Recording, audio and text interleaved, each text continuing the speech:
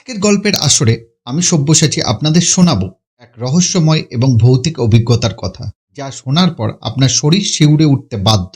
আজ আমরা চলছি ডাউহিল কার্শিয়াং, দার্জিলিংয়ের এক ভুতুড়ে স্থান, যার রহস্যময়তা এবং কাহিনীগুলি বহু মানুষের মনে অজানা ভয়ের জন্ম দিয়েছে। ডাউহিল ভারতের অন্যতম ভুতুড়ে স্থান হিসেবে পরিচিত। বিশেষ করে ডাউহিল বয়েজ বোর্ডিং স্কুলের সঙ্গে জড়িয়ে আছে একের পর এক ভৌতিক ঘটনার কাহিনী। স্থানীয় মানুষ, স্কুলের ছাত্রছাত্রীরা বহুবার আওয়াজ, ছায়ামূর্তি এবং ভৌতিক উপস্থিতির কথা জানিয়েছেন। স্কুল বন্ধ থাকাকালীন সেখান থেকে পায়ের শব্দ এবং হাসির আওয়াজ শোনা যায় বলে অভিযোগ করেছে অনেকে।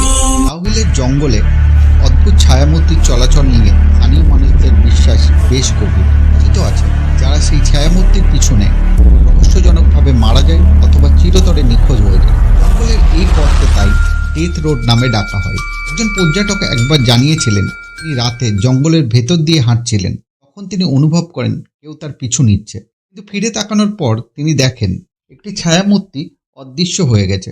তারপর থেকে তিনি গভীর আতঙ্কে ভুগতে শুরু করেন। ডাউহিলের এই ভৌতিক অভিজ্ঞতার বিস্তারিত জানতে গেলে দেখা যাবে এখানকার প্রতিটি গাছ যেন কোনো গল্প বলে। স্থানীয় মানুষ বলেন এই জায়গার রহস্য এবং অদ্ভুত ঘটনার ব্যাখ্যা কোনো বিজ্ঞান বা যুক্তি দিয়ে করা সম্ভব নয়। এবার আপনাদের মতামত জানতে ইচ্ছুক। আপনারা কি কখনো এমন কোনো অভিজ্ঞতার সম্মুখীন হয়েছেন, অথবা ডাউহিল সম্পর্কে আপনারা আরও জানতে চান?